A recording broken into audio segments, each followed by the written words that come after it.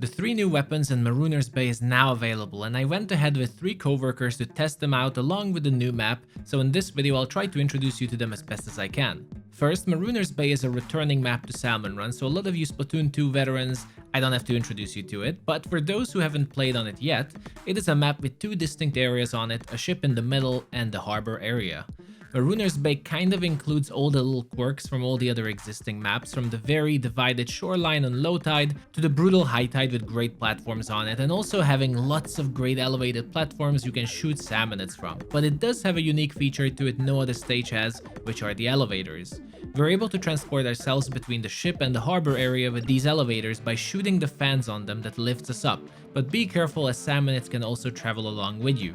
Low tide is very similar to spawning grounds, except the islands are a lot shorter and manageable, and I think the rather difficult type of wave on Marooners instead is its high tide. During high tide wave, because of the shape of the ship, things can get very hot very fast, as stingers or flyfish spawning at the very end of the ship can be quite hard to handle since you have to fight yourself through everything on the boat, so special usage is very much advised here.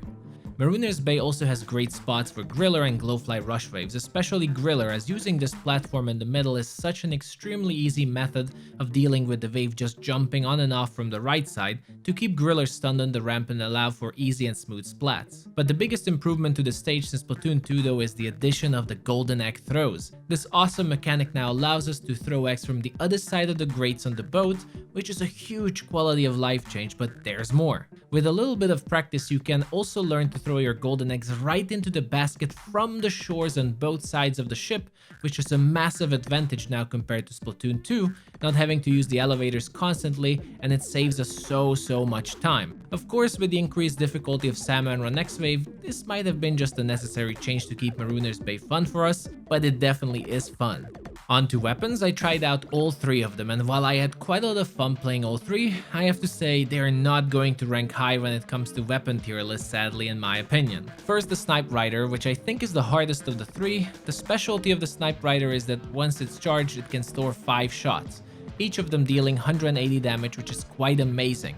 3 shots Cohawks and most bosses, and 2 shots Steelheads, and with the 5 charges, this might be the ultimate boss splatting charger we have right now. Charging it up is also pretty fast overall, and I think it's a very high burst DPS weapon, potentially great for Kohozuna, but we'll need to test more for that. Apart from its damage, thanks to the charger, it also has pretty nice painting since you can shoot 5 long lines of paint immediately after charging. Sadly, this weapon has a huge list of downsides though for being a charger. While it's excellent for taking down multiple high priority salmonid bosses, it pays a pretty high price for that advantage. Its full charges no longer pierce through targets, similarly like a bamboozler, so while it's great against bosses, it very much struggles against hordes, especially chums and small fry.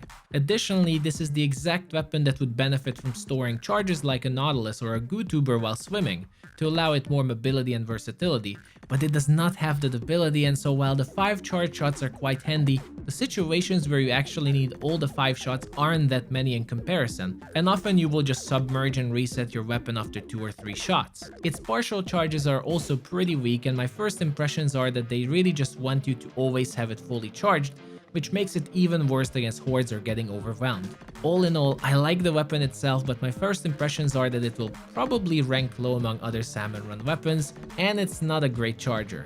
Next, the Splattershot Nova. Honestly, this is the weapon I think the Splattershot Pro should have been, or rather what I wanted it to be.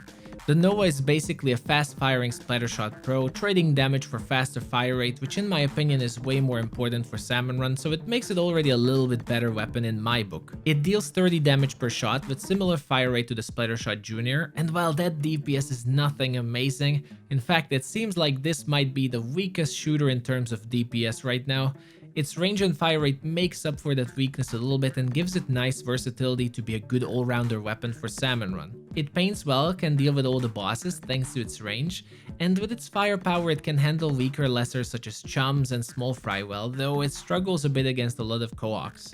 Overall, it's definitely nothing amazing, but another fast-firing shooter is always a good addition for Salmon Run at least, for an easy weapon to handle on shifts. Last, the Big Swig Roller. For me, the Big Swig Roller is a huge disappointment. I like it, but it's still a big disappointment.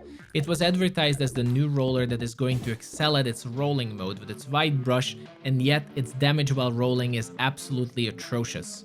Sure, it does paint a very wide trail and its ink consumption is very efficient, but it can't even roll through chumps and bounces back as it's only dealing 70 damage, which is not enough.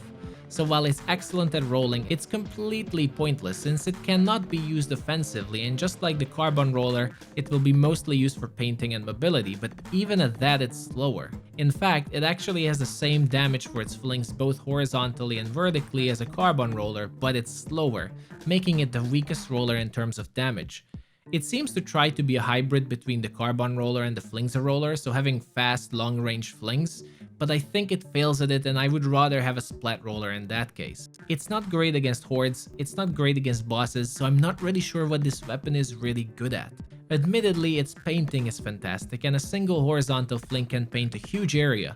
I believe it could easily paint a flipper flopper with a single well-timed horizontal fling, but that is nowhere near enough to counter its weaknesses. Overall, as I said, it's a fun and easy weapon that tries to be jack-of-all-trades roller, but fails miserably at it sadly. For now, those are my first impressions about all the new weapons. The best thing that came with Chill Season so far are definitely the balance changes to Salmon Run and Marooner's Bay, so that alone will be fantastic to play with and grind the new badges. But the weapons, well, I mean, I really enjoy them, but admittedly they're quite weak from what I see, but perhaps I just need more time to see their real strengths. As always, if you have any tips or your own thoughts about all of this, share it in the comments section and let us know. But for now, that is a wrap for this video. Thank you so much for watching, and I'll see you soon. Bye-bye.